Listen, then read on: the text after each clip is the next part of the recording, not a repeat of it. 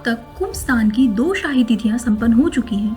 बाकी बची 4 की तारीख हम आपको बताने जा रहे हैं ताकि इस दिन आप स्नान करके शुभ फल प्राप्त कर सकें। महाकुंभ 2025 में प्रयागराज में स्नान, दान, पूजा और तर्पण का खास महत्व माना गया है।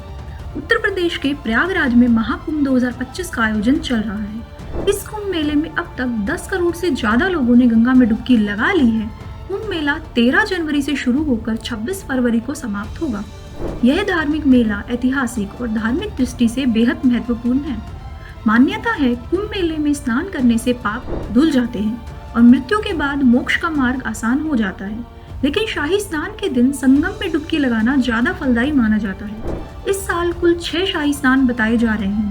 पहला शाही स्नान 13 जनवरी को और दूसरा 14 जनवरी को हो चुका है, यानी अब केवल 4 शाही स्नान बचे हैं।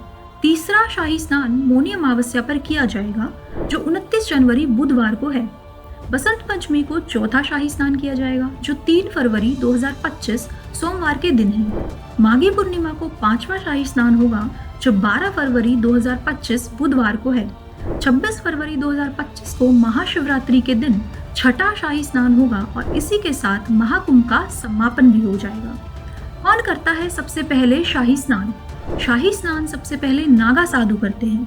इसके बाद आम श्रद्धालुओं को स्नान की अनुमति दी जाती है। दरअसल नागा साधुओं को प्राचीन काल से धर्म और संस्कृति के रक्षक के रूप में माना जाता है। उनकी धार्मिक निष्ठा के कारण सबसे पहले उन्हें स्नान करने का अवसर दिया जाता है।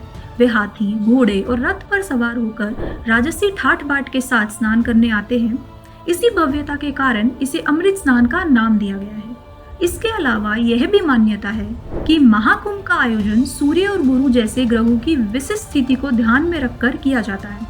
ग्रहों की चाल के आधार पर कुछ विशेष तिथियां पड़ती हैं। मान्यता है कि इन विशेष तिथियों पर पवित्र नदियों में स्नान करने से आध्यात्मिक शुद्ध, पापों का प्रायश्चित, पुण्य और मोक्ष प्राप्ति होती है। इसलिए भी इन तिथियों पर होने वाला स्नान को अमृत स्नान कहा जाता है।